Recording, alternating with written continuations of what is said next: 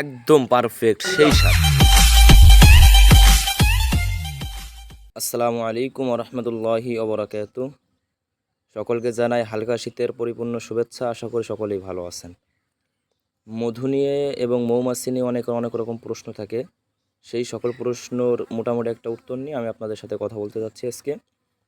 আমরা আসলে মধু খাই, এখন মধু অরিজিনাল না ভেজাল সেটা আসলে অনেকে জানতে পারি না। এটা জানার জন্য একমাত্র আসলে মূলত পরীক্ষা আছে একটাই, সেটা হচ্ছে ল্যাব পরীক্ষা।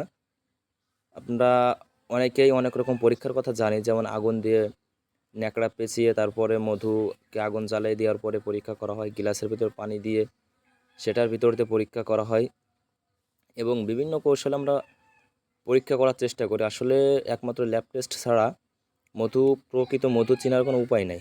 চিনতে পারে যারা খুবই অভিজ্ঞ, মধু নিয়ে অনেক দিন কাজ করতেছে, মধু সম্পর্কে যাদের খুবই ধারণা আছে, অভিজ্ঞতা আছে, শুধুমাত্র তারাই বলতে পারে আসলে কোনটা প্রকৃত এবং কোনটা ভেজাল।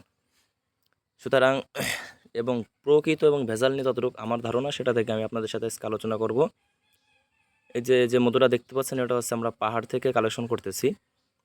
আমরা পাহাড়ে আসছি, আসায় একটা কালেকশন দিয়েছি এবং এটা দ্বিতীয় নম্বর কালেকশন চলছে। তো পাহাড়ি মধুর একটা বৈশিষ্ট্য হচ্ছে পাহাড়ে আমরা যখন কালেকশন দিই তখন বিভিন্ন প্রকার ফুল থাকে, যেমন লতা পাতা এবং বিভিন্ন নাম জানা অজানা বিভিন্ন প্রকার ফুল থাকে। সেই সকল ফুল থেকে আমরা মধু সংগ্রহ করি এবং আমরা যখন সর্বপ্রথম সরিষার মাঠে যাই, সরিষার মাঠে একই সরিষা এবং সরিষার মধুর একটা বৈশিষ্ট্য হচ্ছে সেই সরিষার মধুটা জমে যায়।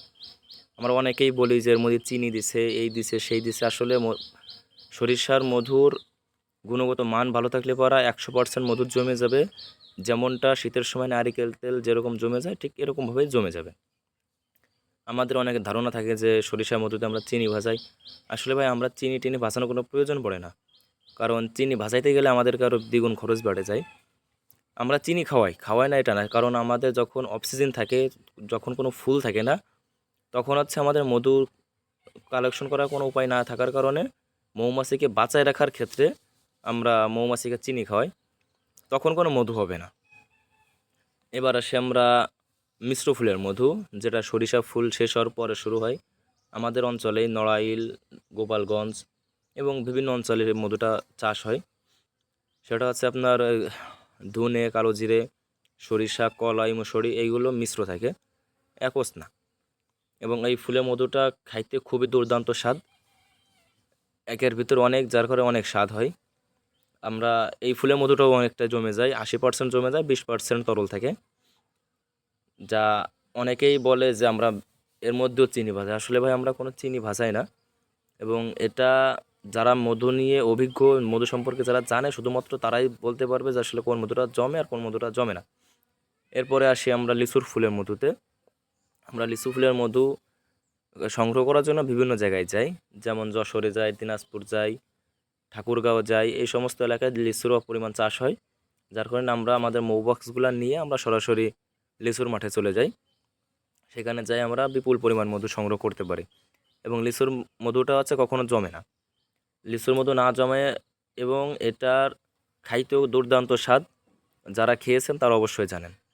আমাদের লিচু মধু শেষ হলে পরে আমরা চলে যাই সুন্দরবনে। সুন্দরবনে আছে আপনার গরান ফুল, এরপরে আরও অনেক অনেক ফুল আছে, নাম জানি না। অনেকের সুন্দরবনের ভিতরে অনেক ফুল থাকে, অনেকগুলোরই নাম জানা থাকে না। এবং সুন্দরবনের মধুটা হালকা একটু পাতলা হয়, এটার গ্যাস একটু বেশি, কিন্তু খাইতেও খুব স্বাদ। এইভাবে আমরা প্রতি বছর নিয়মিত মধু সংগ্রহ করি এবং মধুতে বিভিন্ন প্রকার গুণগত মান থাকে। সুতরাং আশা করি বুঝতে পারছেন। যদি বুঝতে না পারেন